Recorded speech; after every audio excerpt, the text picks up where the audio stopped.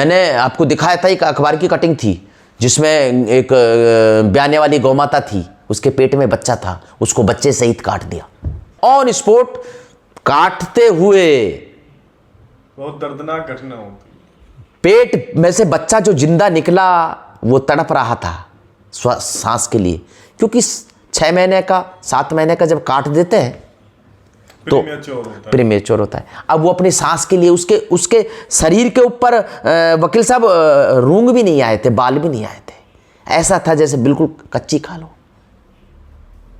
बस ऐसे मुंह पुकारता, माँ माँ। क्या इस पीड़ा को कौन सहन कर सकता है? तो आपको तो इसके लिए थोड़ा सा जागरूक लोगों को करना पड़ेगा। गो तस्करों को रोकना और गायों को बचाना, आप बहुत अच्छा कार्य कर रहे हैं। ये गर्दन आधी कटी थी तो थोड़ा बहुत सांस झटका ले रहा था। वो तड़प तड़प के नाड़ दे देकर मार रही थी जब वो काट रहे थे। हमारे ऐसे ही ये जब हम पकड़ने लगे तो ऐसे ही चक्कू दिया, सीधम सट यहां दे रहे थे वो, हाँ बिल्कुल एकदम। और वो तो दूसरे जो हमारा कार्यकर्ता था, एक कांस्टेबल था, उन्होंने पकड़ा और वो ऐसे पकड़ के उन चक्कुओं को भेड़ा किया। तो उस स्थिति में भागता रहा, उन्होंने फिर पीछा। कितनी देर में सोनू आ जाता है, जो सोनू को गोली मार दी थी, वो लड़का आ जाता है और उसने अच्छा पीछा किया कोट कासिम तक। कोट कासिम से भयभीत तो थे ये, और स्पीड से आ रहे थे। यहाँ पर पूरी टीम लगी हुई थी, पुलिस लगी हुई थी, सारा जाब्ता लगा हुआ था, हमारे कार्यकर्ता लगे हुए थे। आप ये बताइए कि एक कैंट्रा गाड़ी इधर पुलिस ने खड़ी कर रखी है, दो पुलिस की गाड़ियाँ खड़ी है, और उनके बीच में से गायों की गाड़ी लेके जाना सहज किसी के बस की नहीं है। इनकी इतनी हिम्मत कैसे हो गई? उसने सीधम सट बेबाक बिगर सोचे समझे बीच में से दे दिया, या शुक्र कोई नहीं था, अन्यथा उड़ा दे। बस वो एकदम से कॉलर ही पकड़ में आई मेरे, और एक पुलिस वाला और था मेरे साथ कांस्टेबल, उसने भी दूसरी कॉलर पकड़ी, वो बुरशट आधी हाथ में आ गई, वो नहीं रुका। हम उसका पीछा करते रहे। आगे जाके हमारी गाड़ी को बैक कर करके उसने पुलिस की जो गाड़ी थी उसको तोड़कर यूं कर दिया। यानी जो पिकअप थी उस पिकअप का बैक गियर लगाया और बैक गियर लगाकर फिर टक्कर मारा। उसकी इतनी हिम्मत की हाँ, कर रहा है, पुलिस खड़ी है, फिर भी वो उससे चुनौती दे रहा है। और उसकी टूल पर जो आदमी बैठे हुए थे गौ तस्कर, वो पत्थर मार रहे थे। पत्थर का बचाव ऐसा हो रहा था कि पुलिस की गाड़ी के सामने एक लोहे का जाल होता है, उस जाल से बच रहे थे हम। अच्छा, उसने गाड़ी के ऊपर लोग बैठा रखा? हाँ बैठा, हाँ, वहां से पत्थर वो वहां से पत्थर, उनके पत्थर खत्म हो गए। फिर उसने बैक मारना चालू कर दिया, गाड़ी का रेडिएटर वगैरह सब खत्म कर दिया पुलिस की, हमारी गाड़ी की तेज थाने की, वो आपका पीछा ना कर पाए। जैरोली में जाकर तो ये स्थिति कर दी कि हर 10 कदम जाए और फिर हटा जाए, फिर मारे टक्कर, हर 10 कदम जाए फिर आए। हम उसके तरफ भागे तो वो फिर कट में साइड नहीं दे हमको, हम आगे निकालने की सोचें तो साइड नहीं दे। बराबर में गांव में जाके साइड मिली तो वहाँ एक महिला आ गई, और उस महिला को बचाएं हम या फिर उसको पकड़े। उसको महिला से या पुरुष से या बच्चों से कोई मतलब नहीं, उसको तो अपनी जान बचाना, अपना काम करना, ये काम करते हैं। वो तस्कर के साथ वो तो हत्यारा भी है। हाँ, तो पुलिस ने अभी तक उसको पकड़ा है? नहीं पकड़ा है? कई बार पकड़ लिया, लेकिन हिंदुस्तान की जो धाराएं हैं ना वकील साहब, वो बहुत लचीली है। आईपीसी धाराएं बहुत लचीली है, जिनके माध्यम से जमानत होकर आ जाती है।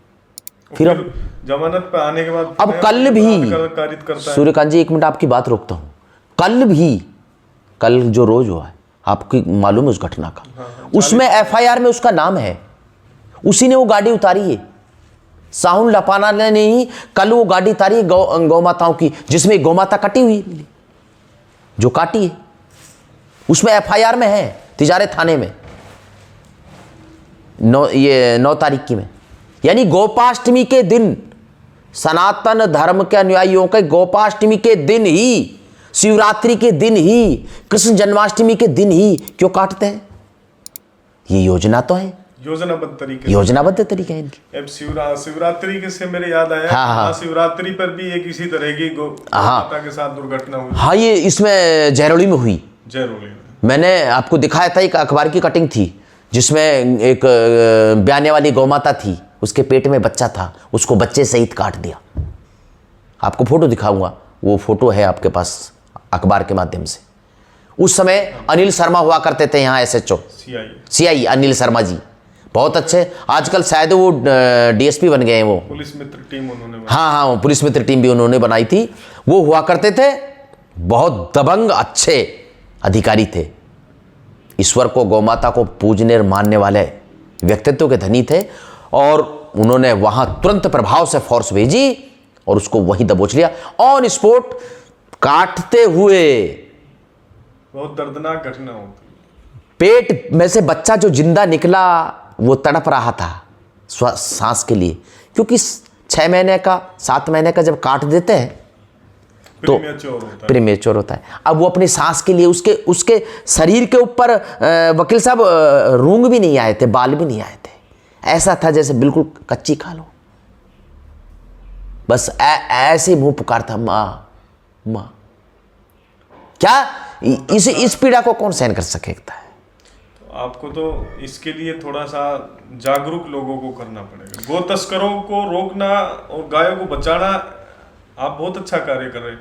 लेकिन इस पीड़ा को जो आपने देखा है जी, उस गौ माता के, उस गौवंश के मर्म को जनता तक पहुंचा करके गौ सेवा, हर घर गाय जो आप मुहिम चला रहे हो जी, उसके लिए बहुत करना पड़ेगा सूर्यकांत जी। इस चीज के लिए संतों को आगे आना पड़ेगा। राष्ट्रीय हित, सनातन धर्म हित, धर्म हित सरकारों को आगे आना पड़ेगा। ये कार्य, ये पुण्य कार्य जब होगा, अन्यथा बहुत ही दयनीय है। आप क्या बताओ, मैंने आंखों से देखा है। एक बार हम पीछा कर रहे थे इसी गाय का, जिसको मैं अभी आपको बता रहा था, शिवरात्रि के दिन काटा था। जैसे इस गाय को एक तो काट दिया था इन्होंने, जिसके पेट में बच्चा था, दूसरी को काट रहे थे, उसका गला आधा रह गया था, ये गर्दन आधी कटी थी, तो थोड़ा बहुत सांस झटका ले रहा था। वो तड़प तड़प के नाड़ दे देकर मार रही थी। और वो मौलवी कलमा पढ़ रहा था। ये झटके का नहीं खाता, ये हलाल का खाते हैं। हलाल का यानी तड़पा तड़पा कर जब तक जान नहीं निकले। थोड़ा सा चक्कू लगा देते हैं फिर कलमा पढ़ते हैं, थोड़ा सा चक्कू लगा देते हैं फिर कलमा पढ़ते हैं। ऐसे तड़पा तड़पा कर सनातन धर्म को खा रहे हैं ये लोग। आंखों से ज्वाला निकलती है, अंतरात्मा रोने लग जाती है। ये सीने देखा है। कब तक ये गौ माता ऐसे ही कटती रहेगी? मेरे भारतवर्ष में सूरज निकलता है, हजारों गौ माताएं कटती हैं। गोवध होता है गोवध, सूर्योदय, जब सूर्योदय होता है। और ये तो मेवात क्षेत्र है, यहाँ पर तो गोवध होता है। ये तो सब सनातन धर्मियों पर एक पाप हो गया गोवध, बहुत ही बड़ा। मैं तो कह रहा हूं कि वकील साहब, आप जैसे महापुरुषों की, अच्छे लोगों की टीम किसी तरीके से भी हमारी इस आवाज को, इस सोए हुए सनातन धर्म को सुना दे। मैं उस जगह रहता हूं, आज आप आए, आपका स्वागत है। मैं उस जगह रहता हूं जहां मेरा सूरज जब निकलता है तो पहाड़ों से गौ माताओं का रक्त बहता है। ये गो तस्कर, जितना मैंने सुना है कि गो तस्कर वाहन छोड़ जाते हैं, गायों को छोड़ जाते हैं, खुद फरार हो जाते हैं। कभी ऐसा हुआ है कि आपने रंगे हाथों गो तस्कर को पकड़ा है कभी? हाँ, बहुत बार। मैं आपको अभी बता रहा था, ये जो घटना है, आप शायद ज्यादा भावुक हो गए। हो जाता है भावुकता, कोई नहीं। मैं आपको बता रहा था अभी कि जो ये घटना है जयरोली वाली, जो अनिल शर्मा जी उस समय SHO थे। तो इस घटनाओं जब ये हो रही थी, जब गौमाता कट रही थी, उस समय ही हम पहुंच गए थे। जब वो काट रहे थे, हमारे ऐसे ही ये जब हम पकड़ने लगे तो ऐसे ही चक्कू दिया, सीधम सट यहां दे देते हो। हाँ, बिल्कुल एकदम। और वो तो दूसरे जो हमारा कार्यकर्ता था, एक कांस्टेबल था, उन्होंने पकड़ा और वो ऐसे पकड़ के उन चक्कुओं को भेड़ा किया। वो फोटो के इकट्ठे किए। उनकी वो छुरी, उनके वो हथियार, उनकी वो कुहाड़ी, क्योंकि गौ माताओं के पैर होते हैं, उनकी हड्डियां भी मोटी होती है, तो वो चक्कुओं से नहीं काटते लोग, कुहाड़ों से काटते हैं। यानी जगत जननी माँ को कुहाड़ों से काटा जाता है। हे कृष्ण, तेरे देश में ये क्या हो रहा है? आप एक विद्यालय में शिक्षक हैं जी, शास्त्रीय शिक्षा देते हैं जी। आप इस तरह के जागरूकता अभियान विद्यालयों में जा करके, जैसे हमने ये मुहिम चलाई है गौ ज्ञान के नाम से कि गौ सेवा, गो धर्म, सनातन धर्म, और आप जैसे गो भक्त का हमने आज इंट्रो लिया, हमारा सौभाग्य है, हमने आपका पॉडकास्ट किया है। इसको भी हम प्रसारित करेंगे लोगों को जागरूक करने के लिए, और आप इस तरह के प्रयास करें तो हमें अवश्य बताएं, हम आपके विद्यालय में भी आकर के आपका उसको शूट करेंगे। अभी आप कोई संदेश जो गो भक्तों को और सनातन धर्मियों को देना चाहते हैं? मेरा संदेश तो यही है कि ये बहती हुई वो गंगा है और बह रही इसमें वो कश्ती है। इस कश्ती में बैठ जाइए, किनारा जरूर मिलेगा, आज नहीं तो कल मिलेगा। किनारे का मतलब गौ माता राज्य माता घोषित होगी, गौ माता की रक्षा होगी, गौ माता घर घर पाली जाएगी। इस मुहिम से सब लोग जुड़ें। मैं स्कूल में जाता हूँ, स्कूल में भी यही मेरा बौद्धिक रहता है सभी बच्चों को। कल भी कार्यक्रम था, गोपाष्टमी पर जाने से पहले वहाँ कार्यक्रम था। वहाँ पर हमने एक मुहिम चला रखी है सूर्यकांत जी, रोटी बैंक। यानी जो बच्चा 1000 बच्चे स्कूल में आते हैं, हर बच्चा अपने घर से एक रोटी लेकर आता है और वो उस बैंक में डालता है, और उस रोटी को गौशाला का टेम्पो गौओं के लिए ले जाता है। यानी भावनाएं विद्यार्थियों को, बच्चों को गौ माता से जोड़ने का कनेक्टिविटी। तो आप क्या विद्यार्थियों को विजिट कराते हैं गौशाला कभी? हाँ, विजिट कराते हैं, और गौशाला विजिट कराते हैं। गोपाष्टमी पे विद्यालय में गौ का पूजन होता है। गौ माता खुद, हम गौ माता को लेकर जाते हैं विद्यालय में, सभी बच्चों से हाथ लगवाते हैं, स्पर्श करवाते हैं। ये कहाँ तक सही है कि गौ माता के स्पर्श करने से, गौ माता को गले लगाने से आपका तनाव कम होता है? हाँ। अनिद्रा, अरे साहब, नींद अच्छी आती है? आपका क्या अनुभव है? बहुत बड़ा अनुभव है, मैं आपको बता देता हूँ। मेरी उम्र आप देख भी रहे होंगे, 50 साल के समथिंग हुई हो गई। लगते तो नहीं 50 साल के। हाँ, आपको पता है, और शायद जब तक गौ माता को आशीर्वाद है तब तक ये शरीर ऐसा ही रहने वाला है। ये सब उनकी कृपा से है। ऑक्सीजन गौ से मिलता है, जीवन गौ से मिलता है। गाय के दूध में सब विटामिन है, B12 मात्रा सबसे ज़्यादा है, जो हमारे शरीर को रोग प्रतिरोधक क्षमता बढ़ा देती है। गाय की तो उपमा बहुत है। जहाँ गाय गोबर करती है, जब मनुष्य का जीवन आता है इस संसार में, तब भी यज्ञ गाय के गोबर से लीप के किया जाता है, और जब मनुष्य जाता है इस संसार से, तब भी गाय के गोबर को लीप कर ओम बनाया जाता है। तो गाय की हर चीज़ पूजनीय है सूर्यकांत जी। और गाय जब पुकारेगी, माँ कहेगी, तो माँ शब्द जितनी दूरी तक जाएगा वहां तक का ध्वनि प्रदूषण शुद्ध हो जाएगा। गाय के 1 चम्मच घी से 1 लाख टन ऑक्सीजन प्राप्त होती है। यज्ञ करिए, दीपक जलाइए, गाय पर हाथ फेरी वे BP high, BP low cure हो जाएगा। अगर चर्म रोग है किसी को तो गाय के गोबर को मलिए और फिर नहा लीजिए, सब कुछ स्वस्थ हो जाएगा। गाय का बहुत बड़ी उपमाएं फिर बताएंगे, कभी आप बैठेंगे, बहुत बड़ा विषय हो जाएगा। आखिरी सवाल जी, आप पारिवारिक जीवन जीते हैं जी, गो रक्षा करते समय गो तस्करों से आपकी मुठभेड़ होती है जी, आप आपके जीवन की रक्षा के लिए किस तरह की परिस्थितियां क्या होती है, किस तरह आप अपना बचाव करते हैं? उस समय की परिस्थितियों में आपको याद नहीं आता कि परिवार है, क्या हो जाएगा, या बचाव के लिए आप क्या प्रयास करते हैं, खुद का बचाव? देखो, शरीर रहेगा जी, जी, तो गो रक्षा लंबे समय चलेगी। जी। आप एक अनमोल हीरे हो गो सेवा के लिए, तो कोई भी आपको खोना नहीं चाहता।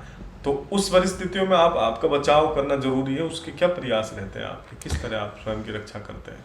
देखिए, जब चलते हैं उस समय मेरे पास गौ माता है, आप दिखाऊंगा, छोटी सी गौशाला है। गौ माताओं को प्रणाम करके जाता हूँ कि हे माता, रक्षा करना, मैं तुम्हारे कार्य के लिए जा रहा हूँ। एक बात नहीं, स्टार्टिंग होती है जब कोई भी, चाहे रात को जाना हो चाहे दिन में जाना हो, इस कार्य के लिए, वैसे हमेशा साथ रहती है। दूसरा, प्रयास बहुत करता हूँ क्योंकि परिवार से जुड़ा हुआ हूँ, बच्चे भी हैं, फैमिली भी है, परिवार भी है, माँ भी है, पिता भी है, सब है बहुत। अब वो कहते कहते हार गए, थक गए वो।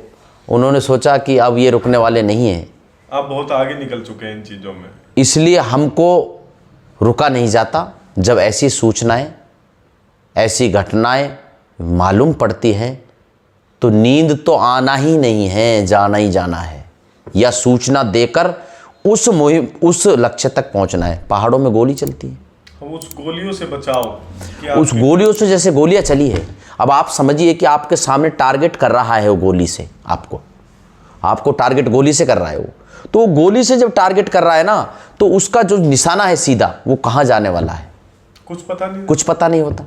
इसलिए हमको सबसे पहले या तो लेटना पड़ता है, या किसी मोटे जो पत्थर होता है उसके उस साइड में होना पड़ता है, या फिर हमको जवाब में वहाँ से पत्थर मारने पड़ते हैं, क्योंकि हमको हथियार चलाने की ऑथोरिटी नहीं है, उन लोगों को तो सारी ऑथोरिटी है।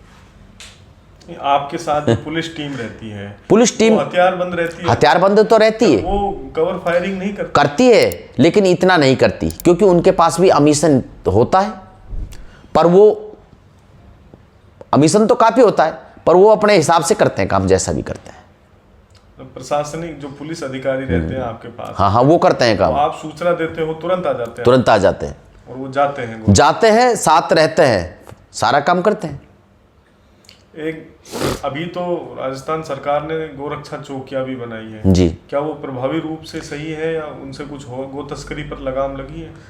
देखिए, अभी गोरक्षा चौकी यहाँ जैरोली में है, चिकानी में भी है, एक चिकानी में भी है, लेकिन अभी सक्रियता से रुक नहीं पाए ना, इन पे कोई सक्रियता से कोई भी ऐसे अधिकारी आ पाए जो इस चीज़ में मतलब एक जिज्ञासा रखे कि भाई मुझे गौ की रक्षा करनी है, गोरक्षा चौकी का नाम ही यही है, तो मुझे ये कार्य करना है, ऐसा कुछ नहीं हुआ अभी तक।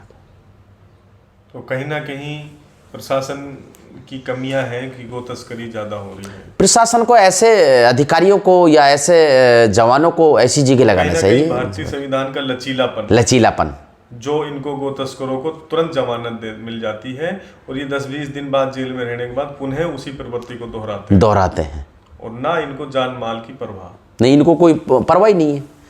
ये तो शुरू से इसी तरीके से चलते हैं, आज से कहाँ। जितने समय से मैं इनको देख रहा हूँ, जितने समय से मैं इस कार्य में लगा हुआ हूँ, गौ माता की सेवा का कार्य में, लगभग 40 वर्ष हो गए। मैं ये आपको बता रहा हूँ वकील साहब, ये रुकने वाले नहीं हैं, इनके आगे कोई भी आए, किसी को मारना है एक नामुमकिन बातें हैं, ये नॉर्मल बातें समझते हैं, इससे कुछ नहीं होने वाला है। इसलिए सरकार को ऐसा प्रावधान या ऐसी धाराएं या ऐसा मतलब दृढ़ता या ऐसी कोई योजना तैयार करनी चाहिए, ऐसी टीमें तैयार करनी चाहिए जो गौ सेवा का कार्य टीम अलग हो, टास्क फोर्स बोल देते किसी को, या कुछ भी बनाए, जैसे एक थाने में 5 कांस्टेबल एक अधिकारी बना दे, यानी 6 की एक टीम बना दे, ठीक है, स्पेशली गौ सेवा के लिए खड़े रहे। एक बार किया था वसुंधरा सरकार के समय में, एक बार ऐसा हुआ था, तो उस समय काफ़ी रोक लगी, क्योंकि जब उनका काम ही यही होगा और कोई काम नहीं, तो अवश्य कुछ ना कुछ रोक लगेगी। धन्यवाद, आपका इतना अच्छा इंटरव्यू हुआ। बहुत पुनः आपसे मिलेंगे, एक और पॉडकास्ट करेंगे आपके साथ, एक नई चीज़ों के साथ, नए सवालों के साथ। ठीक है साहब, जय श्री राम, जय गौ माता।